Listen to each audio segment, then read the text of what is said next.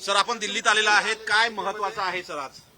असं आहे की सरकार स्थापन झाल्यापासून म्हणजे सरकार तर होताच, पण आमच्या सामील झाल्यापासून दिल्लीला अजितदादा पवार आणि माझी इथे श्रेष्ठी जे आहे भारतीय जनता पार्टीचे त्यांच्याशी भेट नव्हती, बोलणं झालं नव्हतं, म्हणून आज एक औपचारिक भेट म्हणून आम्ही इथे दिल्लीला आलेलो आहोत.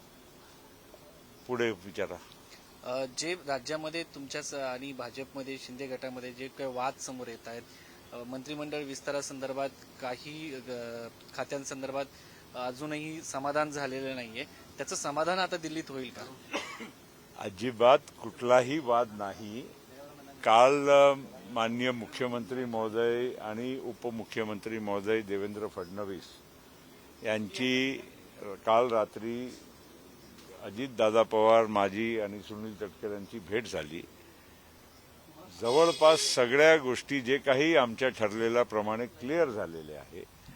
आजच्या या भेटीमध्ये कुठलाही मुंबईच्या विषय, खास करून मंत्रिमंडळाच्या विषयी किंवा खाते वाटपाच्या विषयी आज चर्चेत येणार नाही. आणि म्हणून आम्ही पण पाहतो टीव्हीमध्ये काही लोक काही वेगळं बोलतात, कोणी काही तिसरं बोलतात. अशा म्हणजे जे काही घटनाक्रम जे टीव्हीमध्ये चाललेला आहे तसा वास्तविक नाही.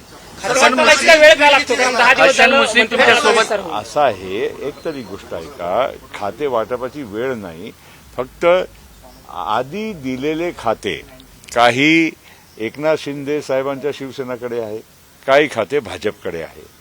ते खाते अनेक मंत्र्यांमध्ये ऑलरेडी वाटून झालेले आहे. ते कोणाकडून कोणता काढून आम्हाला द्यायचं तेवढंच, आणि मग त्या मंत्र्यांना काही एखादा खाता काढल्यानंतर दुसरा खाता कोणता द्यायचा. खाता वाटप झाल्यानंतर म्हणजे काही आम्हाला मिळाल्यानंतर त्या मंत्र्यांना काही दुसरा खाता तरी द्यावा लागेल ना, तर ती एक्सरसाइज आहे. सुरुवातीचे 4-5 दिवस आम्ही म्हणजे सुरुवात केलीच नव्हती. आता मागील 2 दिवसापासून हा विषय आम्ही हाती घेतला आहे.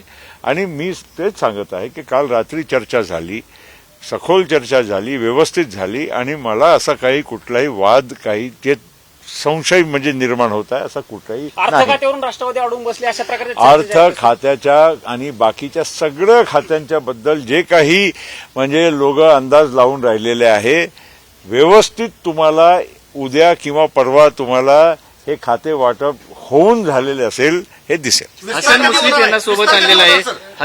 हसन मुश्रीफ आमच्या सोबत काही आले जरूर, पण ते त्यांच्या व्यक्तिगत कामासाठी आले, ते आमच्या सोबत कुठेही येणार नाही. काही तथ्य नाही. त्यांची शपथविधी झालेली आहे. उगीच कशासाठी आपण म्हणजे आता हे वाद निर्माण करतात. जे वाद नाही त्याला आपण म्हणजे मीडियाच्या द्वारे हे करणं हे योग्य नाही असं माझं मत आहे. काही संधी मिळणार आहे का, त्यावर पण काय चर्चा झालेली आहे का? केंद्राच्या विषयी आम्ही अजिबात कुठली चर्चा केली नाही. मुंबईच्या विषयी नक्कीच म्हणजे स्वाभाविक आहे की आम्ही त्या सरकारमध्ये सामील होण्यासाठी जेव्हा तयारी दाखवली, त्याच्यासाठी आधी आम्हाला काहीतरी तयारी आणि चर्चा करणं आवश्यक होतं. ते आधी झाली होती. आणि त्याच्यानंतर आज म्हणून मी सांगतो की औपचारिक एक भेट म्हणजे एक शिष्टाचार असते की बाबा आम्ही ज्यांच्या बरोबर आता आलो तर एक 5-10 मिनिटं त्यांच्या बरोबर एक चहा तरी घ्यावं आणि औपचारिक भेट घ्या. सर, पंतप्रधान नरेंद्र मोदी यांची काही भेट घेणार आहेत का?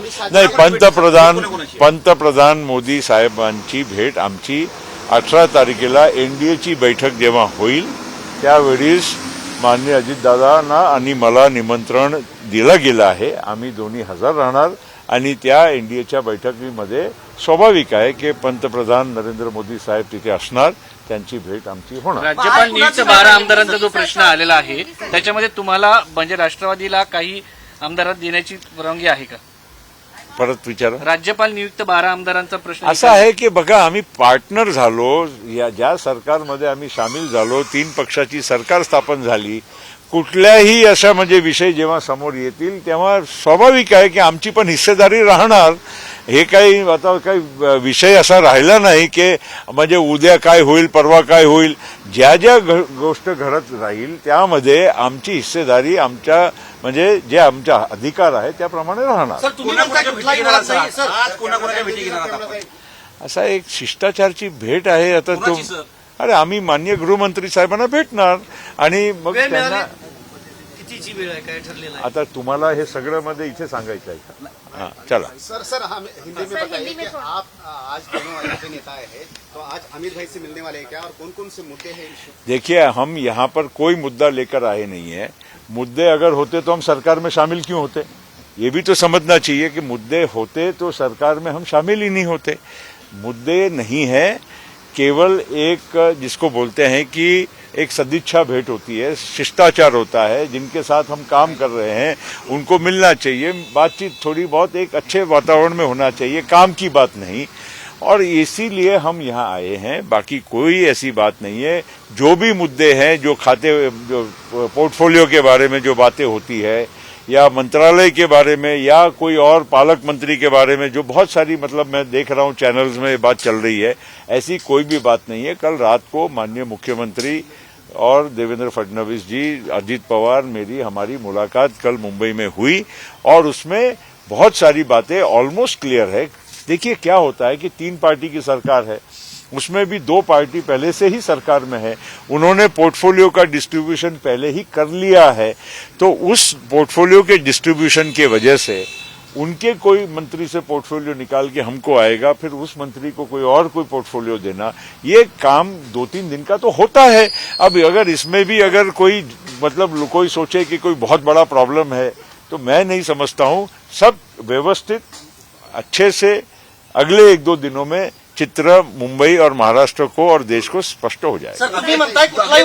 आप दिल्ली रुकने वाले हैं? नहीं, हम तो कह रहा हूँ शिष्टाचार की भेंट है. हमको कोई यहाँ दिल्ली में, अन्यथा मैं तो ऐसे भी आता हूँ, आप लोग जानते हैं, क्योंकि मुझे तो यहाँ आना होता है. लेकिन आज हम लोग केवल जहाँ मंत्रिमंडल की शपथ होने के बाद माननीय अमित भाई को और हमारे यहाँ के उनके जो श्रेष्ठ उनके नेता है उनसे एक सदिच्छा भेंट करने के लिए आए हैं. तुम्ही म्हणताय सर कुठलाही वाद नाही, गेले 3 दिवस मध्यरात्रीपर्यंत मुंबईत बैठका चालू आहेत आणि आज तुम्ही 3 जण दिल्लीत आलेला. खाते वाटप नेमकं कधी होणार? तुम्हाला वाटते की आम्ही 3 रात्र म्हणजे बसून आम्ही चर्चा करत राहिलो, असं थोडी असते. चर्चा आम्ही फक्त काल रात्री आणि परवा रात्री 2 रात्री म्हणजे काय, रात्रभर नाही, 1 तास 1.5 तास बसलो. त्यामध्ये गप्पा गोष्टी असतात, अनेक बाकीचे विषय असतात. ठीक आहे, खाते वाटपाच्या बद्दल पहिला दिवस चर्चा झाली, दुसऱ्यांदा झाली आणि आता उद्या परवा तुम्हाला ते स्पष्टच दिसेल की सगळे खातं व्यवस्थित झालेले आहे, वाटप होऊन गेलेलं आहे. सेंट्रल में एनसीपी को कोई मिनिस्ट्री, हमने कोई यहाँ सेंट्रल के लिए या और कोई भी जगह के लिए हमने कोई डिमांड नहीं की है. हम अभी उनके साथ जुड़े हैं और हम अच्छे तरह से इस रिश्ते को निभाने के लिए काम करेंगे. एबीपी माझा, उघडा डोळे बघा नीट.